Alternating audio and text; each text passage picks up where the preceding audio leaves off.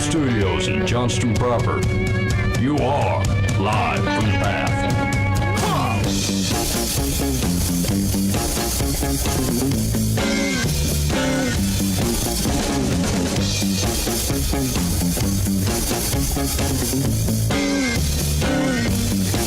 I am a working man.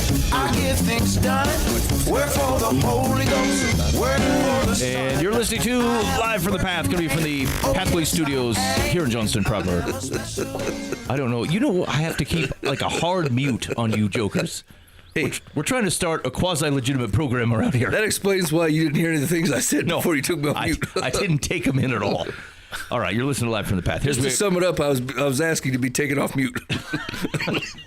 Well, but that's ironic and unfortunate for you. Yeah. Here's what we got going on the program this evening. First of all, a man I like to call Complaint Line McCormick is in the studio. Cody's back. You will recognize him. He was on a previous show, and we're glad to have him back in here. He also, it may or may not be him. It could be just a salacious rumor, but I did get a question on the Complaint Line last week. Of which Ben Googled the phone number to figure out who it was. I find the local numbers, I feel bad. Here's what I'm actually worried about, is I'm worried that I will respond and like someone expects that I know them and I don't actually oh well they'll recognize my phone number because I just assume most people from a local number are people who I know who are listening to the program. And so What an arrogant thought. Yeah. Anyone within 15 counties believes that I should know them. They shall know me. Anyway, so I was just checking. I'm like, does anybody know this person so I can make sure I respond appropriately? I didn't even get a response though. No, I was going to wait. I was going to answer it. Do it live. I was going to answer it just today. Okay. I'll answer it today. Just so you know, if you write into the complaint line, Ben's going to PI and figure out who you are to know whether he's going to answer it or not. No, I will definitely answer. You didn't even answer Cody. I was going to do it tonight. It's a teaser. I feel like we're on the fence where like Cody might stop listening to the show, and so I got to hold on to him. I say if you listen next week, I'll answer this question. Okay, so anyway, we're going to get to that. Cody, do you remember your question? Yeah. Okay, well, yeah, what was it? Give him a taste. So it has to do with the why Easter follows the Gregorian calendar and not the lunar calendar like Passover. Yeah, it should be right after Passover, like in Biblio times. It's a tricky wick. Okay, so we'll get to that. Also, it rips. have you ever felt spiritually meh? Meh. Yeah, kind of like that. Like, I don't know. No, that sounds more nefarious, like gargoyle. Like a Minecraft villager. Who am I thinking Meh. of? Gargoyle. Yeah, like a Minecraft villager. That's what I mean. Not Gargamel from the Smurfs, like I was thinking. Yeah, so like you are just it's not like you're trying, like you have it in your mind to like, I'm sick of Jesus or I want to rebel from God, but like living in a relationship with the God of the universe, you don't want to do the things that you know are necessary or helpful or that otherwise keep you connected and following and doing the stuff that you're supposed to. And like you can think about prayer time and Bible reading, but like it could be just any number of things where you're like, I know I should, but I'm not going to. And you're having trouble actually even getting yourself jazzed up to go do that kind of thing because like I think oftentimes, even if you do it, you're like, well, I didn't really feel anything related to that. And so like even as you do it, you're like, meh, okay, I took it in, or I spent that time, or I thought the words, or whatever it was. And so we want to talk a little bit about that. So experiences in feeling that way. What part of those things are kind of normal, and what are some things where you're like, you might be that might be in some territories of which it's abnormal, and things you might be able to do or think about related to that to kind of change your disposition towards being spiritually meh. So we're gonna talk about that. Also, there was an article on coffeehousetheology.com, and it was basically 10 justifications that people give to not be a Christian. And so we were just gonna. I thought maybe we just. It's not. Is it to not believe in God or not be a Christian? It says to not be a Christian. Okay, got it. Yeah. So we're gonna hit those first, and we're gonna say like we can't land on any one of them for more than a few minutes, otherwise the show's gonna be too long, and Mike wants to sleep in his own bed. Yeah, I do. And so we got to get him out of here at a decent moment. Luckily for me, I'm sleeping on the couch anyway because some recent renovations in my bedroom, and the Quick Star's open 24 hours. I have no pressure to leave.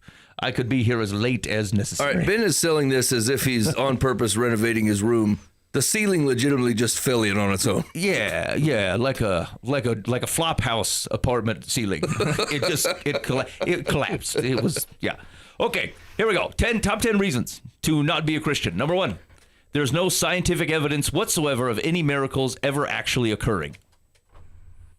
I think that's not true, right? Well, I don't know. We're in a real pickle if it's not. What's scientific evidence? whatsoever. That's pretty strong language. Yeah, that's pretty bold. That's like I've researched everything. Yeah, like I've checked all the things. Nothing anywhere in any time frame. There is. I'm gonna get maybe I got the author wrong, but there's a book of miracles by, I think it's by R.T. France, and there's like an 800-page version, and then there's like a more populist 350-page or so version, and he's basically a dude who goes, I'll just go check them out. Now, here's the thing. I will tell you that we've read articles. Most of the investigators of miracles tend to feel like ghost hunters. They tend to come from the Pentecostal background, of which is largely like claiming the miracles, and then they send out this team of what feel like ghost hunters to be like, hey, we're going to validate. You remember that article like 4 or 5 months ago where the guy opened the website like regrowthetoes.com? Do you guys remember that? Oh yeah. It was at James River Church, who this week I think like disassociated from the Assemblies of God denomination, but like. And it was like the guy was like, look, just send us pictures. Just send us pictures to this lady's toes that have regrown, and then like we'll know. And like no one would provide pictures, and like no one would provide any justification. The guy got a hold of some pictures, and they did not regrow. Like they were kind of stubby, and they're still kind of stubby. And so this big miracle they were claiming. And so I say that because like they've done documentary filmmakers and stuff going out to validate these miracles, and like I don't think much of it because it tends to come from the camps of people of which there is money or power involved with being miracle workers. This, however, that miracles book is basically like the guy he went through and he's just done tons of miracles in all different sorts, and like went and saw the physical evidence, talked to doctors who were not believers, talked to like other people who were not believers who were like, we have no other explanation for this. Yeah. And so, and not only that, but like I think we do have like experience even in this room of either being part of or hearing about people like one step removed where these miracles have occurred. Oh, yeah. I have a conversation with my doctor once that he basically said there is no explanation for what happened to you. There's no medical explanation. All I can call is a miracle. Yes. I'm like, okay. Yeah, there we go. And like you'd also have to discount almost everyone who came to know Jesus. Like of all the parts in The Chosen where they nailed it, Mary says, I was one way, and now I'm completely different. And it was him. Right? And so like there's countless stories of people that were that way, right? Like that had an encounter with God, and like with multiple eyewitnesses. Yes. Yeah. And like even people's lives who changed, where they were on a trajectory that were completely a different way than God would have otherwise prescribed. Even let's just say that God didn't exist, right? And their life completely turned around because they had this experience. And right, like there's people who have done drugs and that has not come true for them. There's people that have tried other religions and that is not a truth for them, right? Like they run into Jesus and then their life just changes. And like there is millions of witnesses to that. Yeah. And I would even ask if this is their reason to not become a Christian. I mean, it seems pretty weak. It's like, so what if they're, I mean, what's the flip of that? You know, yeah, like it's the only facet to following God is the fact whether a miracle occurs or not. No miracles can't be a Christian. Well, yeah. Really? Yeah, it does. I mean, what it does support is that, like, if you had and this I think will happen in one of the other options that they give down the list, which is like, hey, science and what I read in the scriptures are not compatible. So if miracle by definition is something that does not otherwise behave according to the rules of science or our perception of how the rules are, well, then that would eliminate God as not only the creator, but also any action he may take that otherwise is a deviation from those rules. And so it actually I think it moves into that camp, really. It ends up just being hey, here's how I believe that the world functions. No one can show me that anything's behaving outside of those laws, and so miracles are not a thing. But they do that all the time, right? Like science has changed vastly in even the last 100 years. Of how they believe that the world works or what it does. And so like where science gets the option to be able to disagree with itself and then change a new tact, God's truths have held forever. and he does not change. Yes, yeah. Good science does modify. We learn more, we see the world differently, we validate that, hey, things are not quite as we expected them to be. It's part of the, frankly, outside of the creation, like it's why the Earth keeps getting older and older from a scientific perspective, because the more they learn, they're like, well, that couldn't possibly work out in such a small amount of time, and so it goes from, they keep adding a billion years here and there because how the world is presenting itself. Their previous explanations don't fit. Now, like we would say, it's just a creator. Like you can't continue to exponentially make the world older. But that's actually good science. It's good science to interact with something, have it change what your boundaries were, and keep learning. I think actually one of the there's been a level of confidence, or what is most probably better targeted as arrogance, from a scientific perspective over the last 50 years on this belief that we finally got it all figured out, and that none of these science things is settled. That's like, no, that's silly. Even if you that's not believe science. some of these things morally or whatever, or they seem right to you, I'm okay with all those things. It's just like the settling, like that's not science. Yeah. And so anyway, so I think it's not true that there's no scientific evidence whatsoever. And there are plenty of miraculous encounters that people can acknowledge they're miraculous and not acknowledge Jesus. But to act like there's no miraculous things is just foolish. Like I think that's just silly. Number 2, the Jesus story is just an accumulation of myths of legendary people all rolled into one uber nice guy. That's not even an accurate rendering of the scriptures. I don't know that you could look at Jesus' whole life and go, well, that's a nice cat. Yeah. He's a vandalizer. Yeah. He calls people a brood of vipers. Yeah. He insults people. He turns over the temple, like the tables. So they've studied all of science and ignored all of history. Yeah, in the right? first 2. Yes. I mean, there's all kinds of historians who are like, I didn't believe in the guy, but he was there. Yes, totally right. They're right. That's right. It is bad history to not believe in the historical Jesus. Whether you believe that he's the Son of God is somewhat of a separate question. But it's firmly established that not only did he exist, that he was crucified, and largely for that claim. Mm-hmm. And so whether it meant anything or had any deeper meaning to that is a fair question, and I think worth interrogation. But to otherwise act like he wasn't a historical person, like that's absent even decent history. 3, science and faith are incompatible ways of thinking, separate realms that should be kept separate. What do you guys think? Agreed. I think this had to have been written by a 3rd grader. Yeah, actually, I would say I don't think this is true. I do think that oftentimes we're looking for the scriptures to give us either a newspaper-like history of something or a scientific textbook rendering of an event, and I think it is not trying to do either of those things in the same way it's not proposing to be a law book for us. And so I think we do have to be cautious on overstating places where Scripture is pointing to a truth, but it may not be. Not that there are different versions of truth, but there are different aspects of it. And so it was kind of like I was reading. It was either a psalm lately or maybe it's something I want to get to later on, which is on David's claims in 2 Samuel 22, where he's like, I've been righteous all my days. And no, but he's like, God thundered from the sky and his shadow covered the trees and brought the lightning and all this business. And you're like, that didn't happen. Like, it was not a physical thing that occurred. It's just in his life, there was no evidence or even other speculation anywhere else that some event occurred where God's shadowed foot came to the ground and things died or things like this. Like, he wasn't describing a physical event, but what he is doing is looking back at God's movement in his life and the things that he's interacted with as a rescuer and as a redeemer and as a person that has empowered him to otherwise fight for Israel. And he's using very poetic language to do it, which is not a surprise from a psalmist, right? And so to look at it and go, like, is he communicating a truth about God? Well, certainly he is.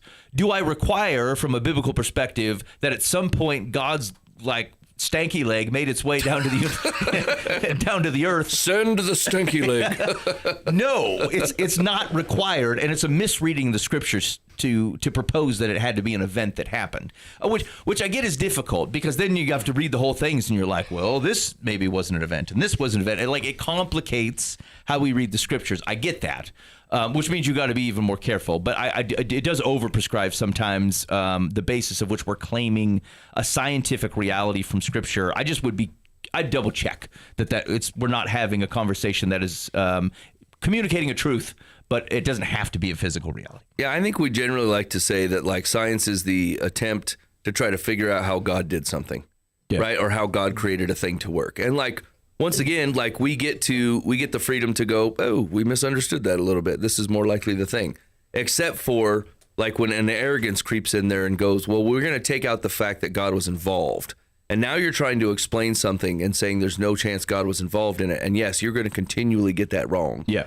Mm-hmm. And so like, yeah, I don't find like there's plenty of evidence that points that like science and even biblical accounts of things are definitely not incompatible. In fact, even almost every archaeological dig like deepens the fact that the Bible is correct and accurate. Yeah, or even some of the stuff that they're finding where they'll be like, hey, we're not sure where this town is. And we're like, haha, the Bible made it up. I mean, most of the Bible, like the commentators and even like the rabbis or priests, like depending how far away you got from an event, they'll be like, we're actually not sure where this is. Like, it's not uncommon just because someone made a map with a dot on it. That's like, we think.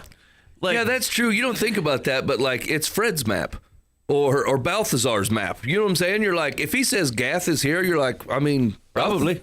Balthazar says it's around here, but it's not like he had like a ruler out or like a modern surveying equipment. No GPS to right. Sodom's here. Yeah. He's like, well, it took a half a day ride by camel. I can usually move. You know. A little bit quick today. Had a little extra kitty up. And it's problematic because, like, you've got to take around like Samuel's time, Saul's time. There's multiple Gibeahs. There's like Gibeah, Gibeon, and even like when he flees, when David flees, he goes to Nob.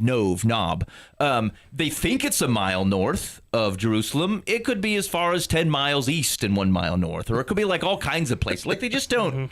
This is how I give directions. It could possibly be north, or very likely to be east, maybe. So like, just drive around. They're trying, you know. Actually, the ESV is pretty good at this. If you look at maps in the ESV, they'll put like a town and then like a question mark. We're like, I don't know, maybe we're not sure. Okay, they're on a one-track mind here. Number 4, the history of science is the story of one religious superstition after another being eradicated by reason and logic. And yeah, go ahead. Just one more time. Reason and logic. Reason, right? Okay. Yeah, exactly. Which like it sets the playing field of the chess game and says like there can be no miracle because there's a predictable way of something working. And so if you in the presumption that miracles cannot happen, then it becomes then you start dismissing things that otherwise fit that assertion. But if that's not a proper assertion, then the whole game opens back up again. Yeah. And so, go ahead. As a former non-believer, right? If you're looking for reasons for it not to be true, right? For all of those things, as somebody that's not a Christian, you're going to find them all. Oh, totally. Yeah. Right? Yeah. You're going to pick it apart. You're going to find it. But I can tell you, as a Christian, like they are true, right? Those things that I would tell people, that's not true. Right, right. You're reading that wrong, or you just you got the book that you're reading, right? Yeah. Well, for science to not even allow one of the variables, right? It's not legitimate science. It's Absolutely. like, no, we just decided that's not true. It's like, well, that needs to be included in, as you're studying things out, as you're figuring stuff out. Yeah. Yeah, because like if you just pick anything, pick Jesus bringing his friend back from the dead. Like logically, that cannot happen. Mm-hmm. And so if you immediately say, look, everything but bows to this human understanding of the philosophy of logic, then that story is tacitly untrue. But you're coming at it from the wrong angle. You have to come with the angle of, is that story true? And then now how do I understand it? Either it becomes logically true that people just come back from the dead, or you have an interactor who is able to do things outside of the realms of which our human capacity has come to terms with. And then you have to reckon with how could that possibly be? And that's how you get to God, is that type of understanding. And so... eliminating other things. Like, maybe it was a cold cave and he was damp and he suddenly woke up and it's like, but he had all the wounds. It's like, I mean, all the logic tends to prove the resurrection. That's right. And like it's perfectly fine. I don't like God's story can handle your interrogation. Yeah. I like the people who are like, hey, did Jesus revive? Did he really die? Did he really come back from the dead? I think you should totally interrogate that, because frankly, if you're saying that you're going to give up whatever it is to like goodness of being a human perspective is, and you're going to say, I'm going to follow what this God says is good, even when it's counter to my culture, my urges, my whatever it is, then it better be true, because like there's a significant consequence, not only that to you, but you're proselytizing. You're going to other people and saying, give up that, don't marry this person, stop acting this way, don't enjoy that thing, because this thing is true. And so I beat it up. Like you should go to town and make sure you feel comfortable with it, and like make sure it's true. But again, millions of people over the centuries have beaten this thing up and said, "Yep, it pans." Not only does it pan out on the way that we interrogated it, but I see it in my neighbor's life. I see it in my life. I see it in the peace that I have when I go to sleep at night. And so, if I take the macro and it's holding up, and I see the micro, then what am I fighting about anymore? Yeah. So. Here we go. The Bible, number 5. The Bible is a translation of tales cobbled together by Constantine in 300 AD. Okay. I don't know why this one's not true, but I also arrogantly laugh at the ridiculous claims. Okay, so here's the thing. Is it a translation of a translation? Yeah. Your version probably, unless you're reading either translation 1, you got yourself the Vulgate, or you're reading in some sort of modern language, then yeah, it's a translation of a translation. But like if you read Aristotle, you're reading a translation. And so, like, what other historical documents are you like, no, this didn't happen at all because somebody had to take the words from one language and move it into another? Right. Like, if you want to beat up, like, am I cautious about how things get translated? Like, couldn't humans take a concept and have a hard time translating that concept into another language? Yeah. I actually will tell you that the more you dig into that, the more you recognize it's an art, not a science, but it's beautiful nonetheless. Like humans trying to find the words. Like, how dare we even have words that try to communicate some of these things that are going on? This is why Paul is so dense. Paul is saying crap, and you're like, these combination of words together, I don't know. I don't understand what you're trying to say in this type of thing. And so language itself is difficult. So, like, yes, it's a translation of a translation. It's just, do we have any reason to believe our translations are untrustworthy? No. We don't. Like, again, just as opposed to thinking it could be, so I believe that it is, just like beat it up for a while. Go check and see. Like when we look at the Masoretic text, which is most of your Hebrew Bible, the Old Testaments are predominantly based upon texts that the Masoretes had logged from Hebrew. When they found the Dead Sea Scrolls, there's about a 12 or 1300 year difference or something like that between those two. I can't remember. Like Isaiah's like dead on. It's like 12, you got a century that goes by, and we're talking about the exact same text. No one's in there jacking with it or like screwing around or trying to raise themselves up by power. Like, you don't have to change the scriptures for people to misuse them. The United States used them in the 19th century, used scriptures to justify ridiculous things with the scriptures as they sat.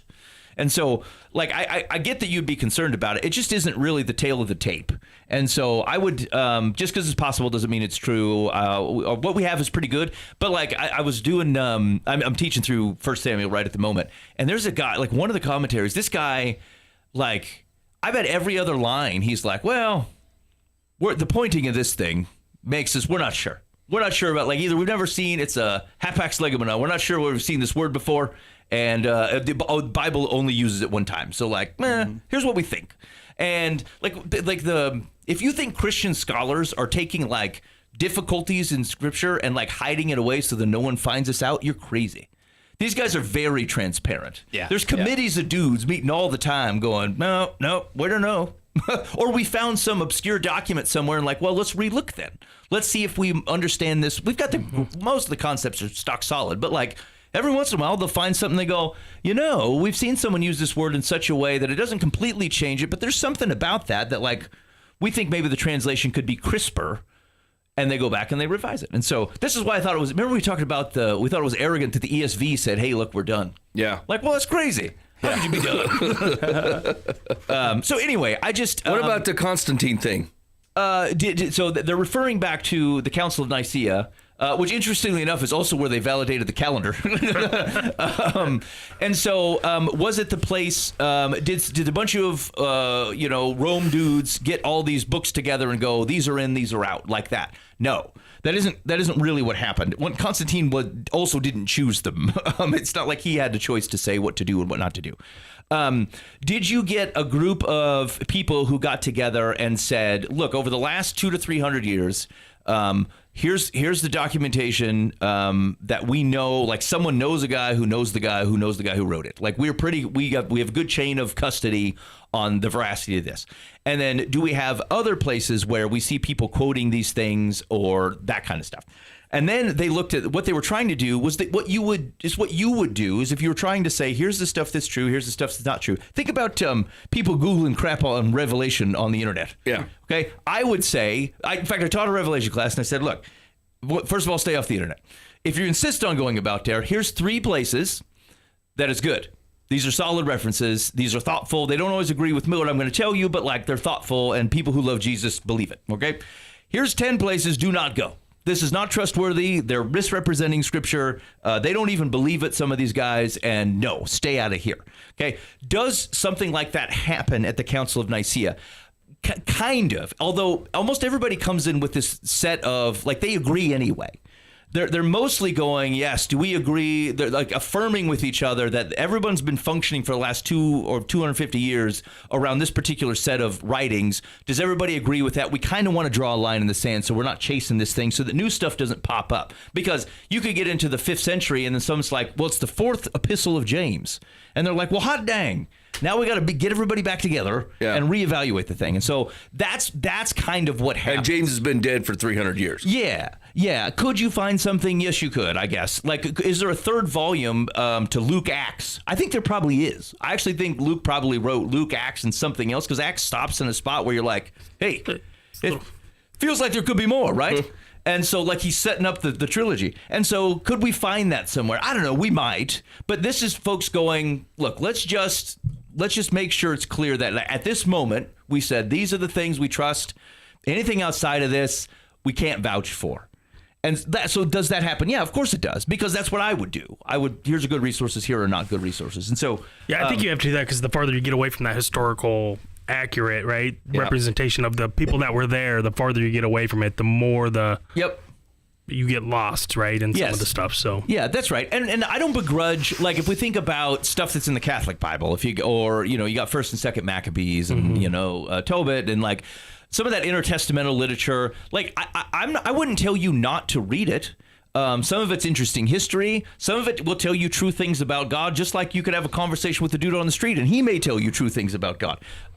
Would I lean on it for driving my theology? I would not.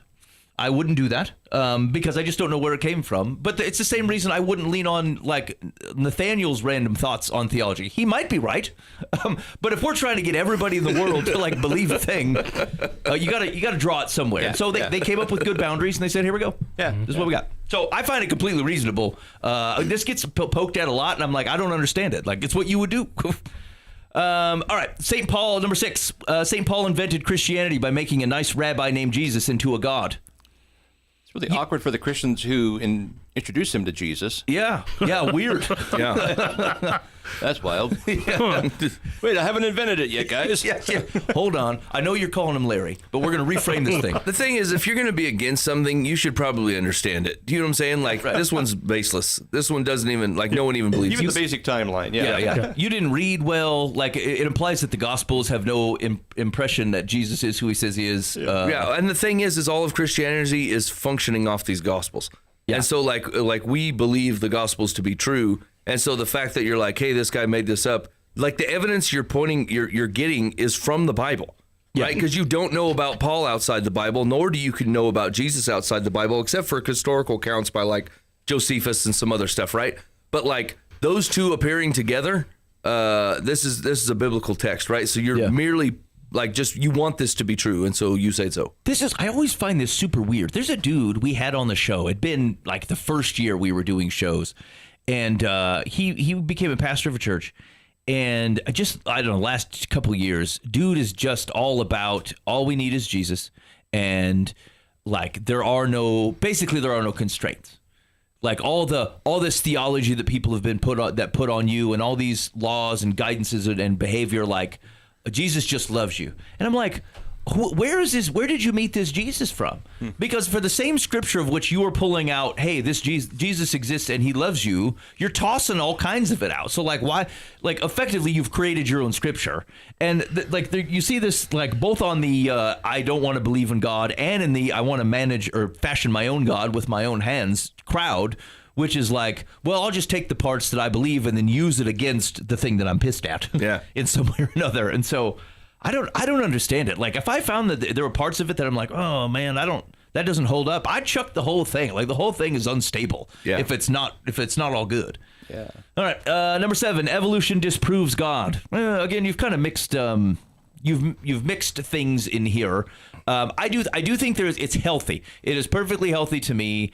I'm not going to battle with someone who tries to discern the creation account of how much is trying to tell me a physical reality at a very beginning of time versus a reality that is true, not just metaphorically. I do believe it's actually a real thing, but like, could you believe that it happened in after the world had already been established, and then God did a specific thing through a specific group of people that he created? Well, yeah, I mean, it's kind of what he did with Abraham. And so I've heard that. I don't find that completely unreasonable. But none of those things would cause me to say, if evolution as we believe it from a macro evolution perspective was true, I don't think one way or the other that tells me that God does or does not exist. The evolution thing comes up quite a bit, and like I've never seen anyone answer me to my satisfaction to where I even think about it more than 2 seconds, right? Because like, you're always missing the drive to be something else. Right. And so like even if it's the fish were first, and the fish is like, hey, we eventually want to grow legs. Like, the fish isn't like, I would like to grow legs. Do you know what I'm saying? Like, the fish doesn't have the capacity to go, you know what, I bet if I threw an extra appendage in here and maybe a different way of breathing, I could become this. And then he goes back down and tells his fish buddies that this is what they want to do. And then they like think real hard about it, or like be like, yes, here's how we will accomplish this, right? Like, they have no, it's just like the dog has no ability to think past its next food time. Or like, it can't tell the difference between a door knock and someone knocking on a wall, three rooms deep in the house, because they just don't have it, right? They don't have the capacity to think, this could be improved about me, or this system isn't working for what my 10th generation for me needs might be. And so we have to figure out a precipice of which to evolve. Right. And so that's because a fish could stay a fish all of its days and never have to come out of the water because of environmental reasons. Yeah, we still have fish. Right. And fish still exist. Right. And so like, it's not that I don't think that like I definitely believe in microevolution for sure. Or adaptation. I like the word better. Right. To say things that adapt to their environment. Sure. This makes sense to me. But like, or if you saw fish that were like, where like the Amazon's starting to slowly become like in a drought, and the whole river's about to go away, I don't know that it's outside God's purvey to make it on a cellular level. These things eventually figure out how to live in muddy water. You know what I'm saying? But like, overall, like, the drive that a non-created being like has a sentience to it that says, I just don't want to be an amoeba anymore. Maybe I will partner with other amoebas, and then we will become a mega amoeba, which will eventually show up to be a cell, and will eventually show up to be, you know what I'm saying? Like, there's an inherent drive within a non-intelligent being that I just don't know how, like, it wouldn't even know how to get itself there, you know? Yeah, I do think that's one of the reasons that how old the Earth is keeps getting bigger is because, like, you have a much stronger argument on random chance. To make all the things happen randomly, you just need more and more time. Like, mathematically, a lot of these are math problems. They keep figuring out that, like, well, the odds of a thing happening are so astronomical that now the Earth itself has to be older to get this to be plausible. And so we keep making the world older. And so I like but that is a much firmer track than the sentience part. Yeah. Like, what I was watching some documentary one time, and they were like, whatever it was, like, giraffes adapted to be able to reach the leaves higher. I'm like, that requires not only like a sentience, but an inertia that lasts over X number of thousands, tens of thousands, 100,000 years to go just a little bit more, and we'll get to those leaves up there. Like, that is unsustainable from a belief perspective. Like, randomness, you could go far enough out where you'll get some random thing to occur, but like that, I don't get that. It's like a giraffe mom and dad going, hey, look, you need to only marry another long-necked giraffe. And eventually your children will have mega long necks, and then we will have a race of super long necked giraffes. It's just not the way the giraffe works. Yeah. All right. Number 8, in their arrogant superiority, Christians think everybody else is going to burn in hell for all eternity. Not everybody else. Is that wrong? I also don't believe it's an arrogant superiority. I believe it says it. And actually, most Christians I know, it's a deep sadness. You know, that like they're begging you to listen, not judging you from on high. I mean, we got our own group of folks that suck at this, but like overall, like they come on strong because they so badly want you to know what freedom and joy looks like. Yeah, and they reach into their bag of whatever, trying to figure out, is it just loving you? Is it being hard on you? Is it revealing truths so your life will shine in a way, right? Like, granted, this is the roughest part of Christianity, is sometimes how humanity presents it.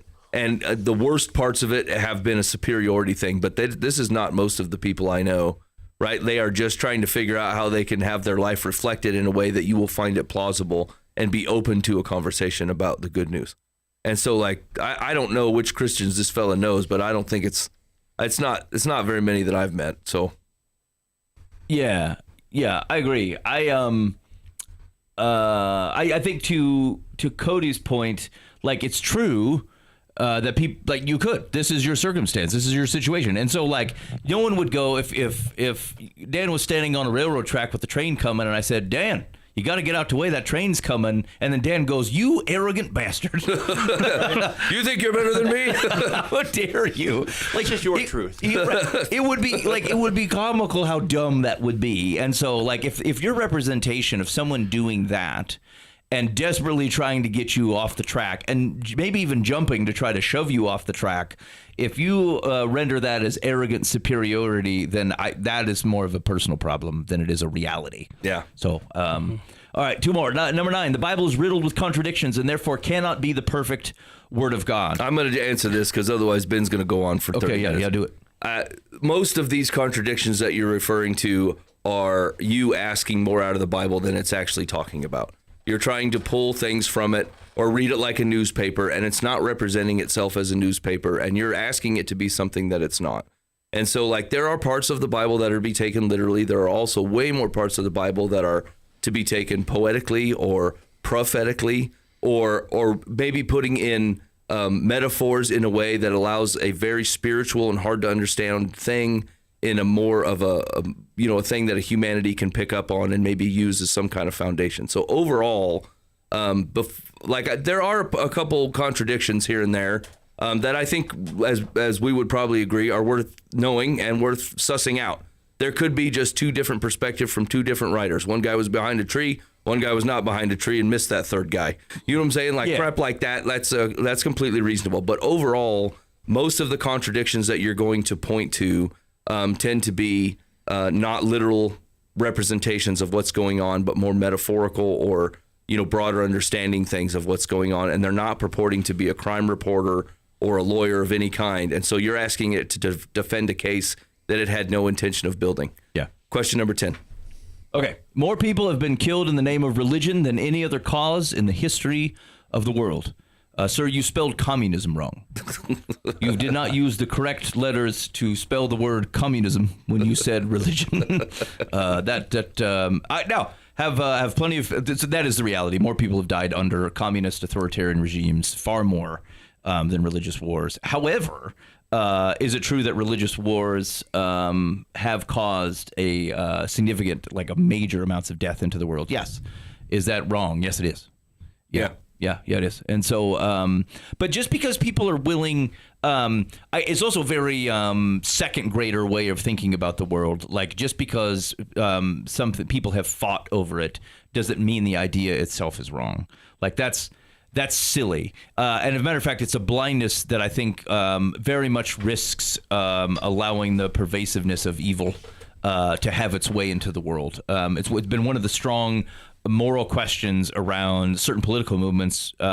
If you do not believe that people and their motives can be evil, and that you're dealing with reasonable parties who are always after the general human good, like, you're walking around blind. And so some things need to be fought for. The extent of which I think you should wrestle with that. The level of Christians and pacifism and how we change the world. I think you should wrestle with that. But I think it is very elementary to act like the presence of fighting or war is implicitly mean that the thing is a wrong idea or evil. Yeah, and generally, to be honest, the things the ones I'm sure are your major examples were also tied up politically with some other things, right? I don't know that they were directly I can't believe that you would do this. I will kill you because of that, right? A lot of those things were tied up in land ownership and group domination, right? Not like overall, when Jesus wanted to change the world, he sacrificed. That's the way he did it. He surrendered, right? Yeah. And so like Ben is saying, that doesn't mean no war's ever going to be fought ever. But overall, some of the examples you're going to pick out, I would probably say this is not folks that their only aspect was to spread the good news throughout the world. Yeah. I would also say this actually isn't a compelling reason to not believe in God. You may not like him. Like it could be let's say you don't like some of the violence in the Old Testament, or you think the Crusades are a reflection of people who were accurately. It's a great point. I don't like Chairman Mao, but I'm not he never existed. You know what I'm saying? I don't like him. The point is that you could say this is not true, but if it were true that Yahweh directed wars and violence, that doesn't mean Yahweh doesn't exist. Even if this was consistent with God's character, this is not a good reason to say that God does not exist, or even that you shouldn't follow him. You just have a disagreement with his moral character, and so I don't. I think you have to wrestle with God's moral character, and I don't think this is a good reflection of that. But I'm just saying that on the basis that God is purported and his people have purported to do something that I disagree with. Thus, I should not be a Christian, or I don't believe God exists. Well, I mean, that's the justification a lot of people are having. Yeah. God does not support my relationship or my interaction with people in this way, or the implications of, or I don't want to give this thing or that thing up. And so they're like, well, then I don't believe in him. I don't want to follow him because I don't agree with him, or he doesn't exist. Well, it may not be wars, but it's the same justification. And so none of those tell you actually whether God is real. They just tell me that whether he's real or not, you disagree with him, which is not a very good standing. I'd probably figure out whether he's real or not before I just decided I disagree with him, and that's a reason I'm not going to follow. Yeah. All right, you're listening to Live from the Path. I don't know. Maybe if we got some of those right or wrong, let me know. Hit us up on the Live from the Path complaint line, 515-517-0085. Call or text. That's the Bob Eisenhower Live from the Path complaint line, 515-517-0085. And we would love to hear your, commentary. Yeah. Did we get that right? All right. Here's what we're going to do. We're going to do the question from the complaint line, from complaint line McCormick. He says... Well, it could be a lady. Based upon how it's worded, it's kind of feminine. Anyway. It may have had something to do with my wife asking.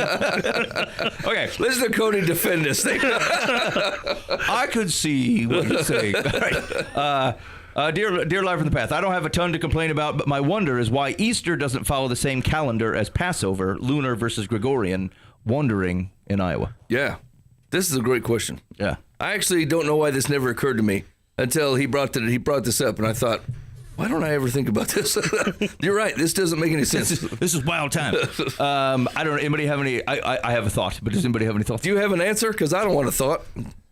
It's one of those things I've studied 100 times, and I think, oh yeah, then I go away and I forget. And it's about the equinox and blah blah blah, and I don't know. Yeah. So I think the basic answer is it was done by two different people with two different aims, right? The Jews established the Passover calendar, and it's based upon their it's based upon their calendar and seasons and stuff like that. That they were not concerned at all when Easter was dated. Right. They kind of bowed out of that conversation, and so it's the early church who's like, related to the equinox, we're going to do it here and there. And so the problem then becomes is that from the biblical narrative, and as we think about things like Pentecost and like Jesus and him going to Passover festivals, we're like, these things got to like line on up. It should be end of Passover, Black Friday, Easter Sunday, done. Yes. Yeah, but it does not work that way. You can have Easter happen before Passover, depending on how the calendars work out, based upon the seasons. And so, effectively, Mommy and Daddy got divorced, and they keep different calendars, and they set their own holidays. And so, I mean, that's the short of it. But it is super interesting, and it's awkward to try to explain ourselves especially when Easter happens before Hebrew Passover. It's weird at best, but that's what happens when Mommy and Daddy don't communicate. Especially if it happened like in the biblical account. They're like, yeah, Jesus died on the cross. They're like, what? Why? What happened now? We're in the middle of Passover. We can't even go see it. Like we got stuff to do. He was the Passover lamb. The what now? He showed up way early on a donkey. No one was even here. Okay. Anyway, if you got questions, hit us up on the Bob Eisenhower Live from the Path Complaint line. I actually had never thought that question. That had never occurred to me until Cody brought it up. Well, it was just, as I was getting into the actual resurrection story over the last couple of years, right, as I became a believer and I'm going through it, it's like talking about Passover, it's talking about all these things, and I'm diving in, right, and I'm soaking it all up. Yep. And then Easter happens, I'm like, wait a minute. Wait, this ain't lining up. Like, I'm like backtracking, I'm like, you're a leap year? Yeah, absolutely. I'm like, said he's going to rise on the third day, but Friday, Saturday, like I'm trying to make all that work, right? Like all this stuff, right? Yeah. So, yeah, that's where it came from. It's like in my Neanderthal brain, it doesn't work. So on the same lines, why does my calendar show Easter Monday? We talked about that last week. Didn't we? What was the answer? Yeah. We don't know. It's a Catholic thing. Greek. I thought it was Catholic. Yeah. Probably a Greek Catholic. That guy hard to get along with. They were used to have a day off, so they had to call a holiday. I thought it was the Orthodox. The Greek Orthodox? Yeah, I thought that's why it was a day late. Yeah, but why? What does the word Orthodox mean? It's just because they think that it happened like. Hey, don't ignore me. Like a day, like a day after. A day after. Ben, what's the word Orthodox mean? Does it just mean organized? Because that's what I think in my head. Greek organized. Traditional. Yeah, but what does it mean? Put a Goog on it. What are they saying? What's the Chat GPT say? Don't ask the Chat GPT. Mike made me take it off my phone. Yeah, I did. He said I can't use it or the Facebook.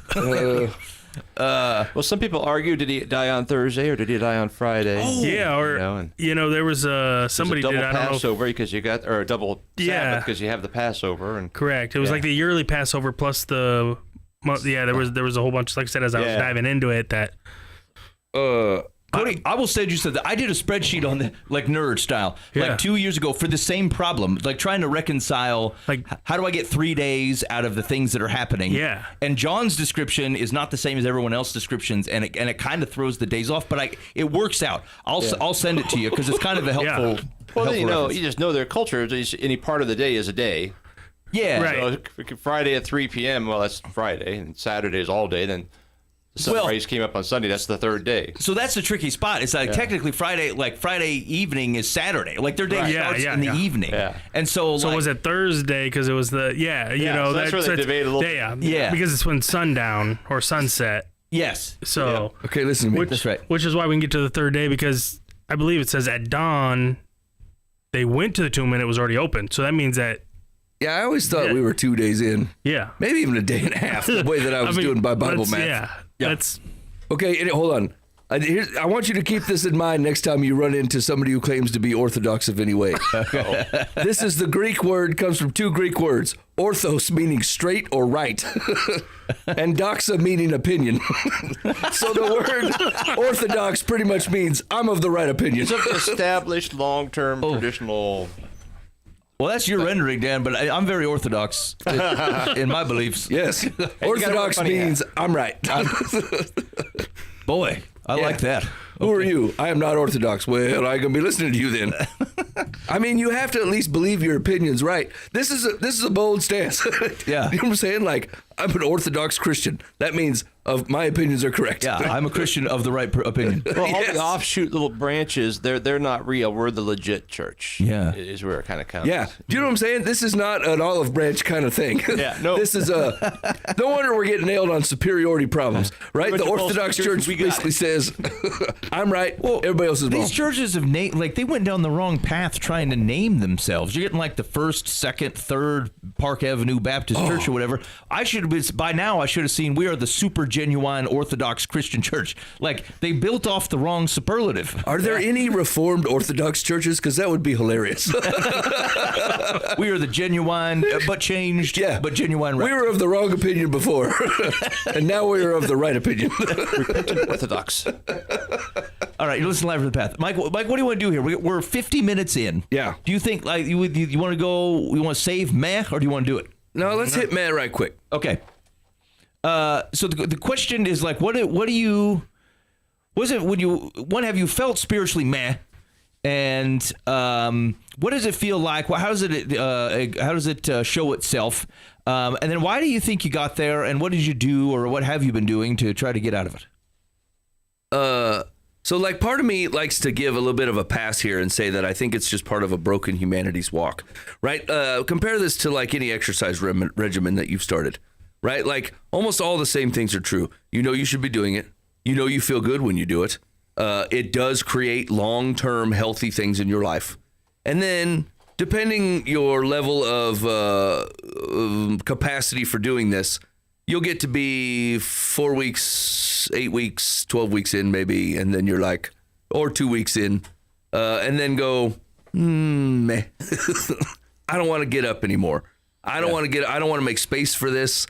I can see that it's good, but like, you know what's also good? Not doing this. Right. What's also good is just being and sitting and resting and not like having this constant thought that you're behind on something, or you know, like having this weight of repeatable responsibility, right? Yep. And some of that I think comes a little bit with modernity, right? With modern daily life, because like your job's not flexible in this way. There are a ton of things that you already have to do and you can't get out of, right? For most people, it's their job. Like, you have to be there. And so like you have to do X. It doesn't matter what your opinion on it is. You're going to have to do the thing. So they give you money and your life will continue on. Same thing with like putting gas in the car or whatever, all the things that you can't get out of. And so it seems like it's on top of extra for betterment. And you think, I'll get back to it maybe. Maybe this is just not the right season for me to be in this exercise program, but I will be ripped one of these days. Yeah. Maybe when the kids are older. Maybe when my job's not so busy. Maybe when I don't stay up so late. All the things, right? And so part of me thinks that our following of Yahweh sometimes falls into this category. You know it's good. You know you should be doing it. You know it's true. You're not saying that you shouldn't. But you're just like, meh.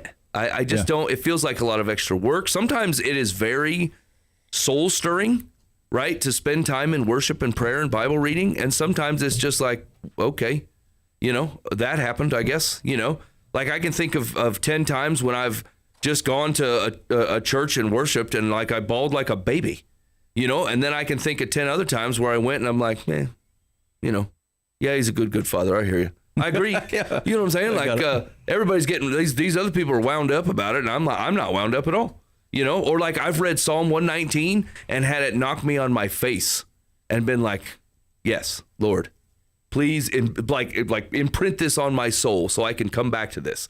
And then not a month later, I read it again looking for a little bit of a uptick. And I'm like, I don't know what this meant to me at the time, right? It's not doing the same thing. Yeah. And so like, I don't know. Like, I know how we get there. Because I think the same thing's true with our exercise stuff, you know, or like any other habit or thing that we're trying to do, except for this one.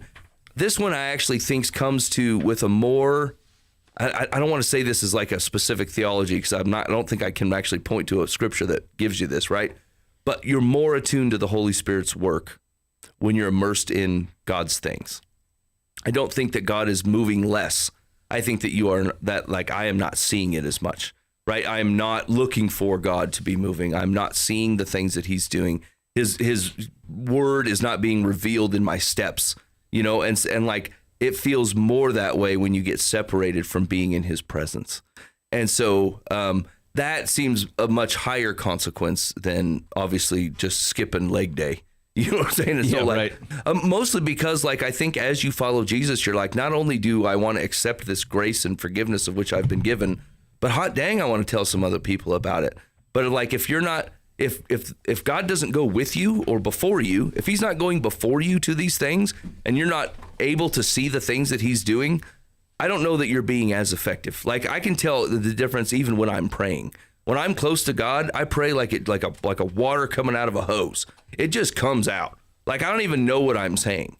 When I'm not very close to God, I'm almost orchestrating what I believe to be a cool sounding prayer or something that I think I would have said when I was more paying in his scriptures or more spending time with him. Yeah. And I think that there's just a very distinct, noticeable difference to me, you know? And so overall, like, once again, I think I give a little bit of a pass as just being a broken human. Like this happens sometimes, but like, I definitely want it to happen less.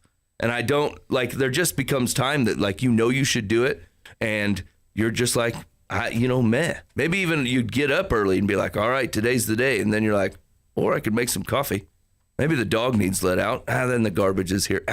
And then, it's time to go to work. I missed the whole thing. You know what I'm saying? And you're just like, well, here I am. I don't know. Is that a common occurrence, fellas? I think it's common. Would you say so, Dan? I'd say so. Like part of it's personality too. Like my personality, I'm like 95% of the time just steady with a slight incline, growth, but not like crazy. And then every once in a while I hit those peaks where I'm like, woohoo, and then you hit the valley. You're like, man, everybody hates me and I hate me too. But generally, if you just keep going back to steady, that keeps you going, whether you feel it or not, whether you think it or not, you just keep going, and then it kind of comes back, I guess. Yeah.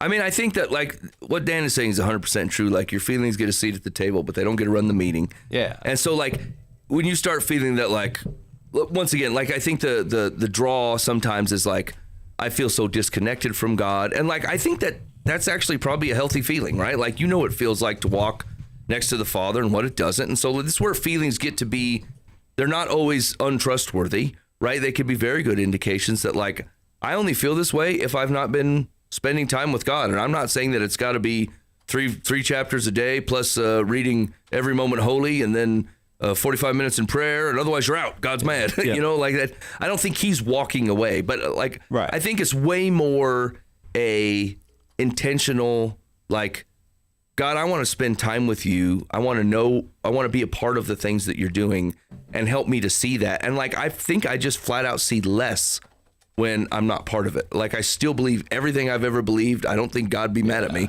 but I know that it just feels like I have a harder time like seeing opportunities that I would normally have seen if I was listening to him. It's like the same thing with your spouse. You have a relationship, and then all of a sudden, you go through a busy season at work, and you got some stuff. You're trying, how I got to pay this bill, and the car is broken down, and your mind starts focusing on other things. You still love your wife, you're still connected to your wife, but you're just kind of distant. And she'll say, "Hey, dude, I'm over here."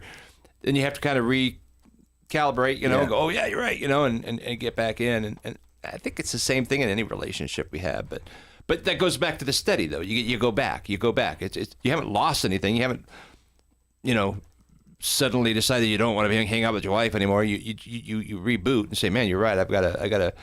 I'm the one who's changed. I'm the one who has to engage here." Yeah. Yeah.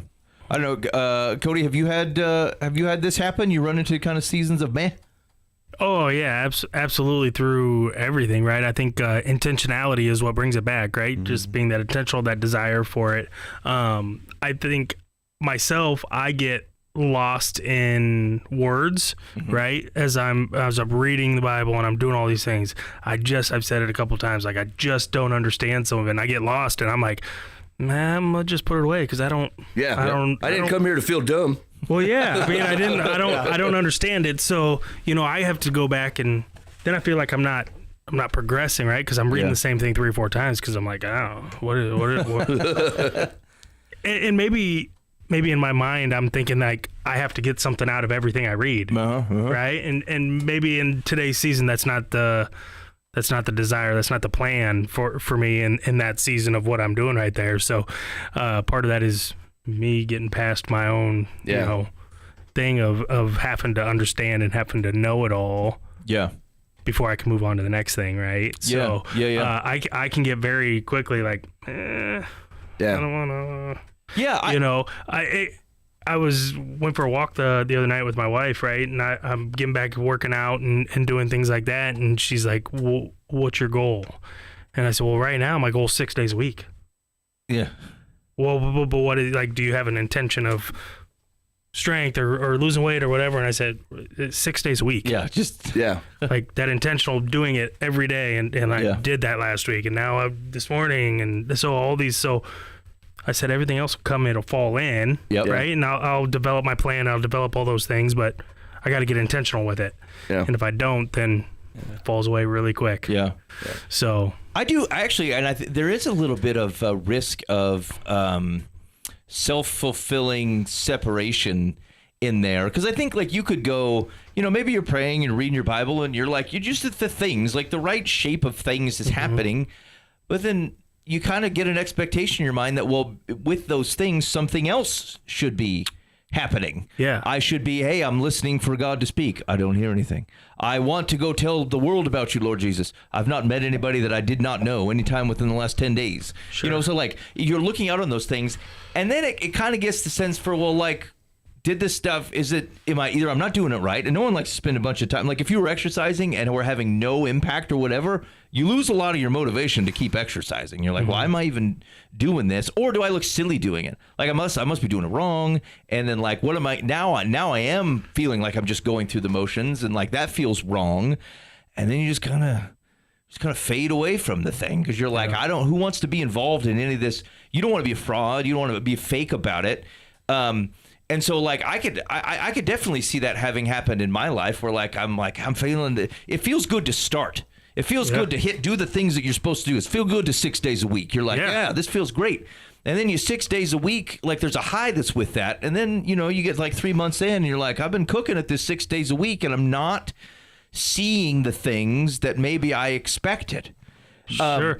But I think part of that's driven by you don't do everything else that's expected you to do to see the changes, right? Yeah. I mean, you brought up working out, and you got to change your diet. You got to change things. So if you're going to be in the Word and you want a relationship with God, you got to change to make sure you have that relationship with God, right? Your mindset has to change, your interactions with people, all those things, being in the Word, being in prayer. If you're only reading the Bible and you're not in prayer and you're not sharing and you're not doing that, you're just reading it.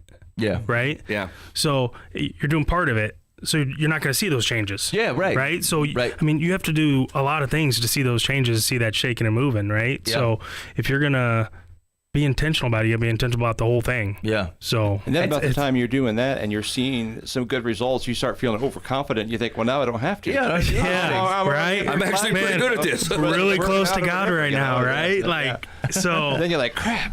Yeah. Somebody told me one time, not too long in the past that, God's always right there and you get to be as close to him as you want to be. So if you want to be in the Word and you want to be close with him, you want to have that close relationship, you just have to do it because he's right there waiting for you. Yeah. And I think it's a good reminder too, to think about, we're talking about reading your Bible. We're talking about praying and stuff. Again, these aren't just like tickets to entry. Nope. If you were trying to otherwise keep a good relationship with your wife, I mean, you could learn about her by reading her diary, but it's not really a healthy relationship if you never talk to her. Right. And so these things aren't arbitrary measures of which God goes, if they do that, then I will do this. You're not trading him for that. It's the natural way of which you otherwise start to understand God and the way that he interacts with the world. It's how you get open to things happening around you where if you're not looking for it, you won't see it. There's people who are just so good at this. Like they're open to God working that they'll see all kinds of things that it would have just gone over my head because they believe, well, God can, God does, and it may. And I just like, well, I don't know. I'm not sure about that. And so, like there's just an openness to that you get from practicing listening, reminding yourself like, oh, God does interact in those types of situations. He has done these types of things. And then you recognize them the next time they show up. And so you're not trading Bible reading and prayer as an entry ticket to like maybe God will interact with you. These are the natural ways of which you interact and become perceptive. And then the things that are going on will become more obvious. Yeah. And to be open to feedback from other people, right? I mean, get that feedback from God, get that feedback from other people that are like, when I'm saying, look, man, he's just not moving for me. He's not doing these things, not fulfilling. And they're like, man, what about that the other day? That was a God thing. Yeah. Right? Just open your eyes a little bit. And so sometimes it takes that calling you out and pointing it out to you and saying, hey, no, he is shaking. Yeah, What's it's going true. on right over here? You're in meh and you're looking for meh. Yeah. And you're ignoring everything else. Yeah. Nathaniel, why are you always in the meh? I don't know. Sometimes I even go past man. And I start thinking, man, maybe John Calvin was right. Some of us are in, some of us are out. Maybe I'm not in. I'm just going to sit and drink creatine all day. Actually, that's a really good point. I do wonder how many people have embraced being on the wrong side of a reformed theology because they felt meh. Because they're like, I'm not feeling this thing. Maybe I'm just not chosen. And so, and that's how that's what's explainable. Because they're like, if I tried to do these things, I didn't see it. Some people are doing the exact same things I'm doing, or even less than that, and they're having these experiences that I'm not having. My only explanation is I simply have not been allowed to experience these situations. I'm not chosen. I actually do think that's quite a possibility. Wow, that's bad. Maybe you should come to the First Church of Reformed Orthodoxy, my friend. Nathaniel, what have you in a season or a longer of meh? What have steps have you taken? What have you found effective, and what have you not found effective? On getting out of the meh? Yeah. Well, shoot, that'd be a good question. Usually, I come out of the mat when someone gives me a kick in the behind and says, "What are you doing, bro? You ain't doing this right." Yeah. Yep. Usually, it's one of you fellas or my wife who says, "What are you doing? Yeah. Are you even leading this family? Are you even a man?" You got it. Never mind. I take it back. I'm not going to submit to this buffoonery. It's interesting to me. I remember one time we were teaching on where the fellas unroofed the roof. They tore the roof apart to lower the dude down. And I remember like what part of the discussion was like, boy, I mean, what is it have you thought about what it would mean in your life to just be someone who like tears off the roof as friends? And I'm like, I would love to be part of kind of what an unroof the roof moment. And then after I was done teaching that day, somebody came up to me and like, do you not realize that you've done that? I'm like, what? Unroof the roof? Right. No way. Tell me more. And they told a story. It was just about showing up. It was about being at a place when they needed people to be there.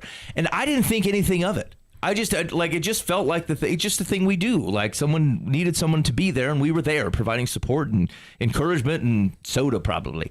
And the way this person looked at it, we're like you people totally, you unroofed the roof. You tore the place up to make sure that we got to see Jesus in that moment. I'm like, well, hot diggity dang. It felt so banal, that situation to me. And in their mind, they looked at it and said, these people love me and they love Jesus, and they unroofed the roof to make sure that connection was in there in that moment. And so it's kind of like that. Like I just, it gets to Cody's point, and I think a little bit to what Nathaniel benefits from, which is like, you just sometimes need people to reorient. Like, what are we talking about here? Like, and are we... It's even weird that the same earthly expectations that we know better than to chase from a Christian perspective, we'll give up and then start chasing other Christians around, like with that kind of stuff. And like, I get it all comes from the right heart, because it goes, again, I don't want to be a fraud. I want to be doing the things that I'm supposed to. I've been doing sheep in and sheep out, and other people aren't doing that. Am I sure that I'm not being lazy and that I'm not listening to God? Like, they're the right types of things to posture to Jesus, for sure. But sometimes we just end up chasing other people's experiences and we miss out on the stuff that God is actively doing or has been doing in our lives because we were looking for something else. And even if it was intended for good, it becomes a mistake and it becomes a distraction, and then you miss the thing that God is able to do around you. And so I think it's just we got to be careful that our the first question on, hey, I'm feeling meh, I'm like, well, I don't know. Do you have anybody that can help you do a gut check as to whether you're even rendering your life correctly? Because maybe you are. Maybe you are, and it's a meh because you're not doing the things that otherwise would help you. It's a meh because what you're chasing isn't something that God has for you to chase. You just saw someone else's experience. Mm-hmm. Or maybe you just feel like, I don't know, you're not eating well, and so you feel crappy, and the meh is on 3 different places and includes your spouse relationship and Jesus. Okay, well then, get some more protein, Holmes. Like we help someone, like maybe that's the right step. Is like when you're feeling mad, don't feel mad on your own. Find someone you trust, help them evaluate and talk with you, pray with you, and let's figure out where that mad is coming from. And maybe you just need some encouragement, or maybe you need a contact bar. All right, David is confusing to me in 2 Samuel 22. I'll give you a week to check that out. We'll talk about that next week. Also, a reminder, next week, we've got a trio of musical guests. Oh, boy. Coming in. And so I'm excited. It's been a while since we had some musicians in the studio. And so we'll have some performances from Jeff Arendale and Dirk Von Stein, who we had in earlier in the year. And then another Ms. Triplett. I've forgotten her first name. Yeah. I've not met her. Right. And so anyway, they're all going to be on the show next week. They got a show coming up, and we're going to get them in studio before they do that show together. So I'm excited to have them in. All right, Mike, let's give some advice. Dear Life from the Path, my boyfriend and I have had a tumultuous relationship. Right now, it's good, but the issue I'm having is that his bed is super uncomfortable, and so is his couch. What? I spent a lot of time, or he spent a lot of money for both of them, but I am unable to sleep or get comfortable on his couch. How do I tell him he needs to replace them, or else I don't want to spend the night with him or watch movies on the couch at his house? How uncomfortable is his couch? Sounds really uncomfortable. Expensively uncomfortable. This whole conversation is uncomfortable. Yeah, I mean, Wait, was that it? That's it. Okay. No question. Okay. He bought a couch made of marble. He said this will be expensive. Well, fortunately, it's your boyfriend, so you shouldn't spend the night anyway. So there we go. That's where I was going to go. Doesn't matter if it's bed uncomfortable if you're not staying the night there. Yeah. Maybe that's the Holy Spirit. Yeah. Sin is an uncomfortable cushion, my man. Okay. This is it. Our entire advice is, look, man, you don't need to be dating this fool anyway. Doesn't matter what his couch be feeling like. Okay. I'm not saying don't date him. Okay, let's caveat. First, I'm going to set the scene. I'm going to add a couple extra details. Okay? They're both 25 years old. Yep. Mm-hmm. They both love Jesus. Okay. Yep. He invited her over to watch movies at his house. Okay. The bed is not an option, and they just want to comfortably watch The Chosen on the couch. Holding hands? And there's occasional hand holding only when the Holy Spirit has done something great in the episode. And they celebrate it together. Popcorn. Yeah. That's awkward as crap. They just look at each other and say, God is so good. And then, and there's no blankets. Everybody is just sitting regular. There's no hanky-panky funny business. She's looking for an excuse to get rid of him. But this couch is very uncomfortable.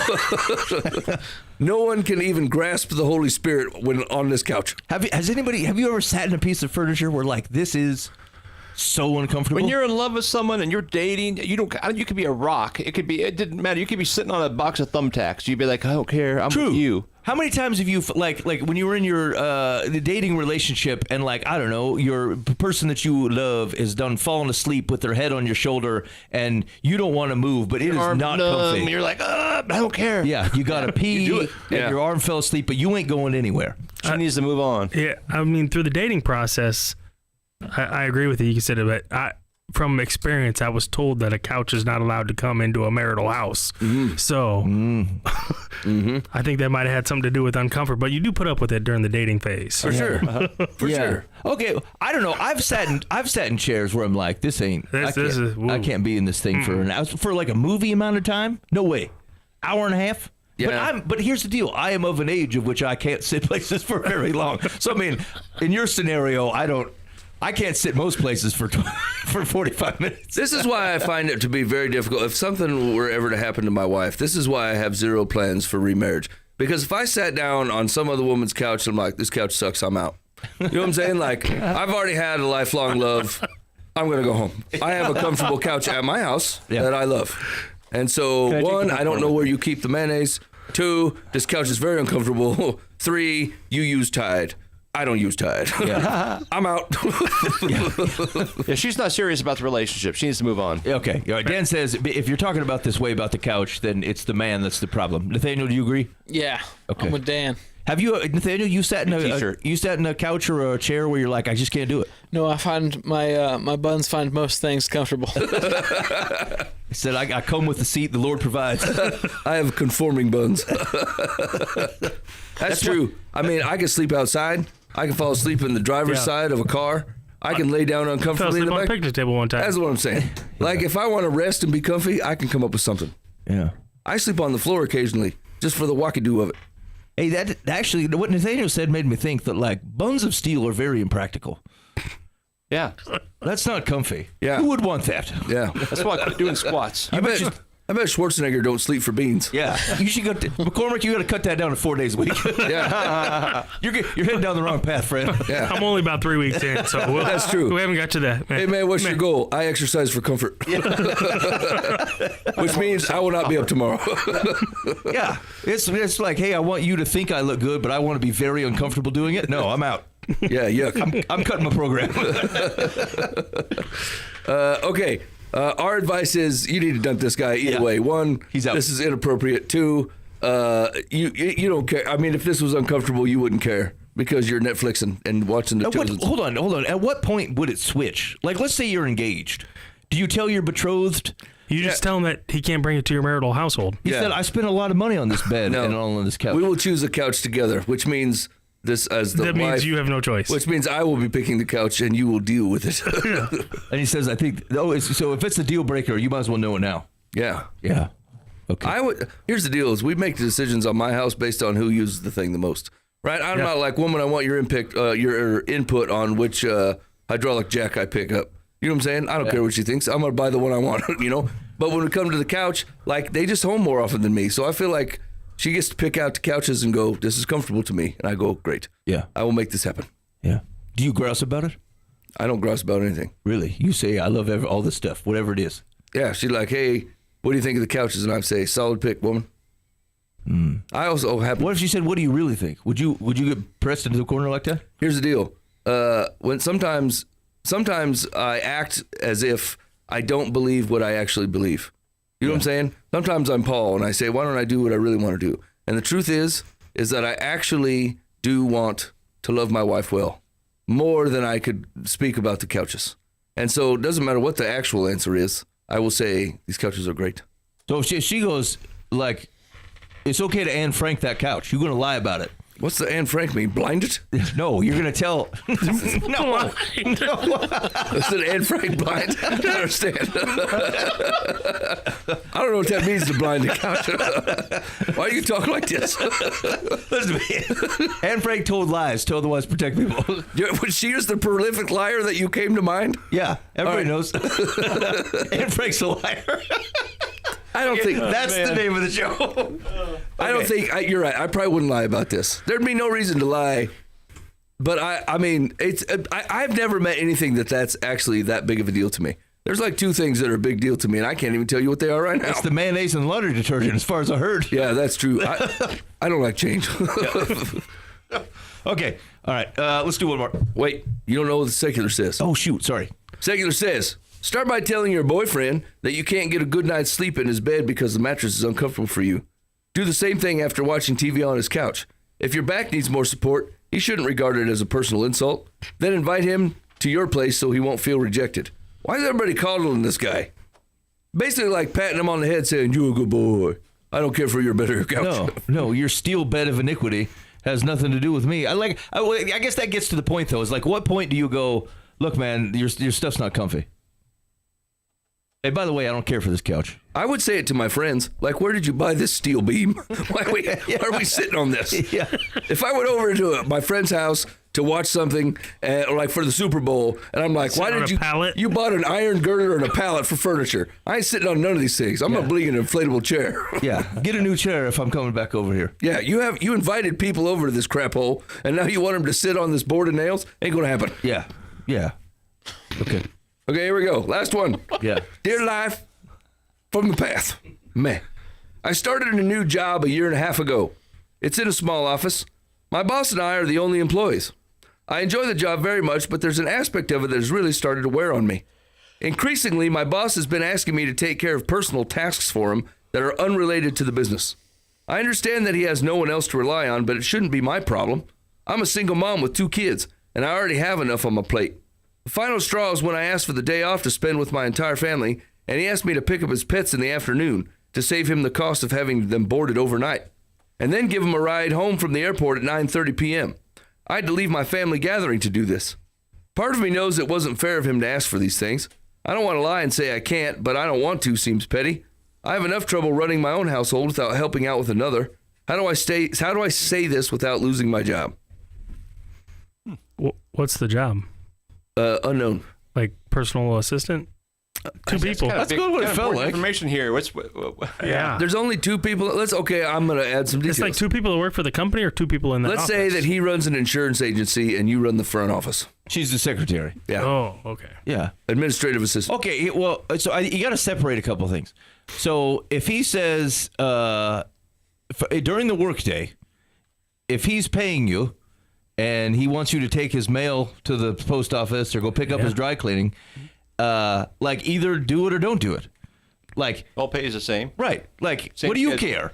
Yeah. Yeah. Now, but the other things, hey, pick me up from the airport at 9:00 at night. Like this is not a job thing anymore.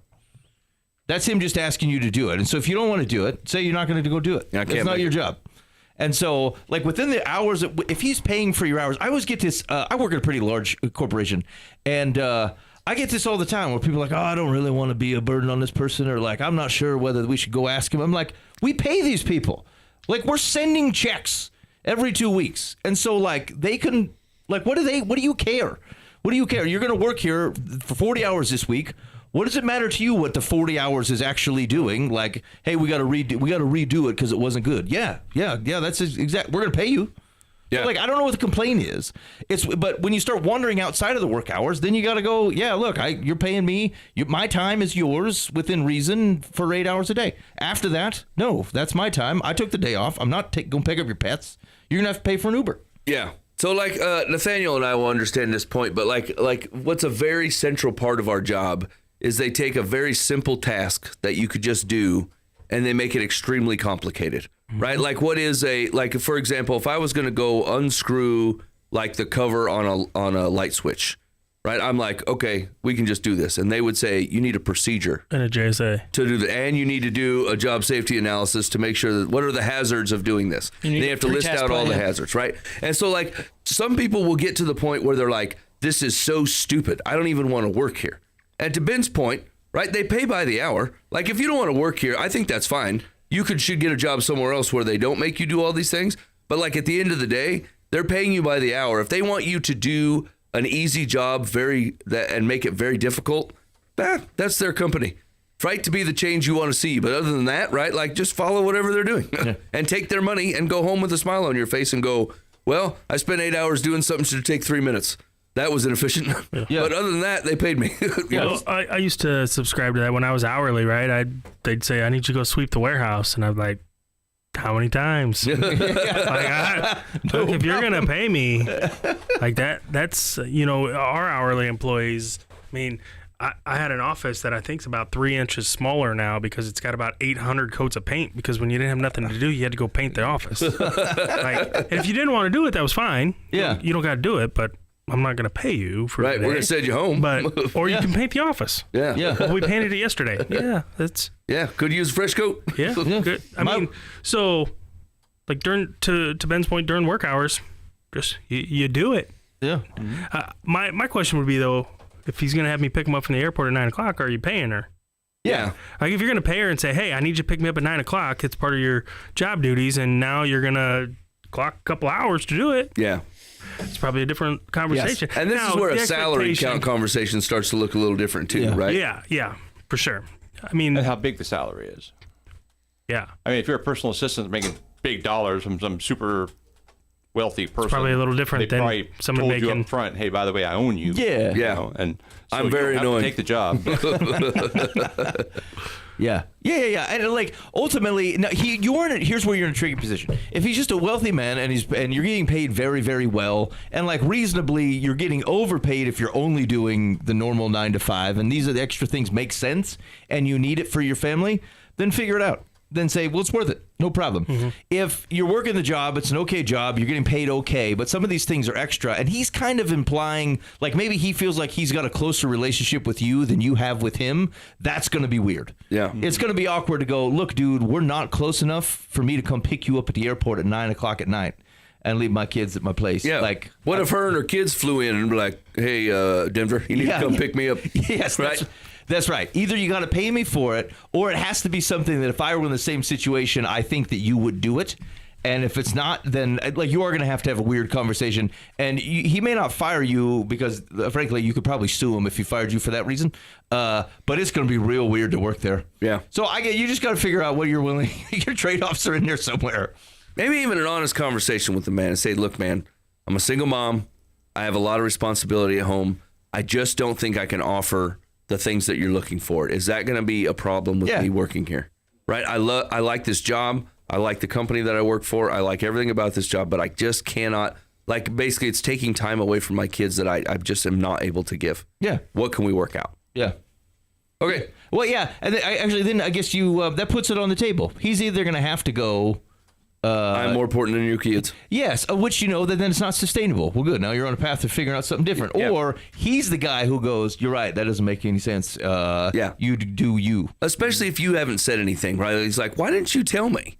Why didn't you tell me I was pulling you out and you putting your kids to bed at 9 o'clock at night? Like, I didn't even think about that, right? That's not the stage of life I'm in. It didn't even cross my mind. Yeah. Of It sounds course I like he's don't. got dogs and no kids, right? Exactly. So Yeah. Yeah, and he can just put them in their jail and tell them to shut up. You know what I'm saying? Eat these milk bones. Daddy going out of town. I think you can deal with kids that way.